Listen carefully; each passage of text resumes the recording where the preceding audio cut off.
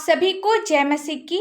मेरे प्रियो, जब हम परमेश्वर की आज्ञा को नहीं मानते हैं तो हम न केवल खुद को दंडित करते हैं बल्कि अपने परिवारों पर भी परमेश्वर के कोप को सुनिश्चित करते हैं।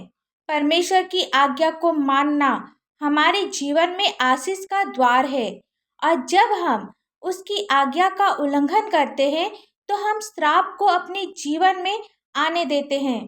बाइबल में हम यहोशू की पुस्तक 7 अध्याय में पाते हैं कि जब अकान का पाप उजागर हुआ तब उसने अर्पण की वस्तुओं में से कुछ ले लिया। इस कारण यहोवा का कोप इस्राएलियों पर भड़क उठा। अकान ने वह अर्पण की हुई वस्तु ले ली जो परमेश्वर की थी और उसके सारे परिवारों ने उसकी कीमत चुकाई।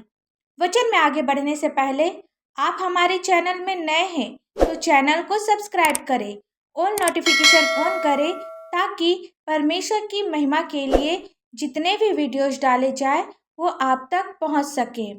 मेरे प्रियो, वचन कहता है यहोशू 6 अध्याय का 17 से 19 पद में, और नगर और जो कुछ उसमें है यहोवा के लिए अर्पण की वस्तु ठहरेगी। अर्पण की हुई वस्तुओं से सावधानी से अपने आप को अलग रखो। ऐसा ना हो कि अर्पण की वस्तु ठहराकर बाद में उसी अर्पण की वस्तु में से कुछ ले लो और इस प्रकार इजरायली छावनी को भ्रष्ट करके उसे कष्ट में डाल दे। सब चांदी, सोना और जो पात्र पीतल और लोहे के हैं वे यहोवा के लिए पवित्र हैं और उसी के भंडार में रखे जाएं। यहाँ हम देखते हैं कि यरीहो 31 कनानी शहरों में से पहला था जिसे यहोशू और इजरायलियों को जीतना था। इस प्रकार से यरीहो पहला फल वाला नगर था। इस विजय से इकट्ठा की गई सारी लूट को पहला भेंट के रूप में यहोवा के तंबू के खजाने में जमा की जानी थी। पर यरीहो के विजय के दौरान यहूदा के गोत्र के एक व्यक्ति अकान ने चुपके से लूट में सिनास देश का एक सुंदर ओढ़ना और 200 शेकेल चांदी और 50 शेकेल सोने की एक ईंट जब्त कर लिया और उन्हें अपने डेरे में छिपा दिया। आगे वचन में लिखा है यहोशू 7 अध्याय का 22 पद में, जब अकान का पाप उजागर हुआ और अर्पण की हुई वस्तु को जब उसने अपने घर से हटा दिया तभी इज़राइल अपने शेष शत्रुओं पर विजय हुआ।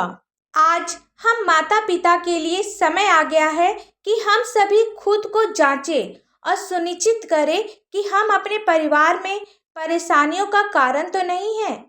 आप सोचें कि आप अपने घर में श्राप का कारण तो नहीं हैं। जब हम परमेश्वर की आज्ञा का पालन नहीं करते हैं तो हम न केवल खुद को दंडित करते हैं बल्कि अपने परिवार को परमेश्वर के कोप में शामिल कर देते हैं।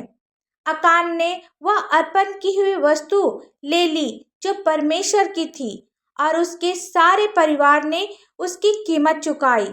इज़राइल तब तक युद्ध में असफल होते रहे जब तक कि अकान ने अर्पण की हुई वस्तु को अपने घर से हटा ना दिया।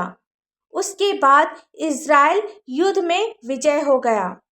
हमें भी परमेश्वर के सामने अपने पापों को मानना है और उनके बताए हुए मार्गों पर चलना है, तभी हम अपने जीवन में सफल हो सकेंगे। आमीन।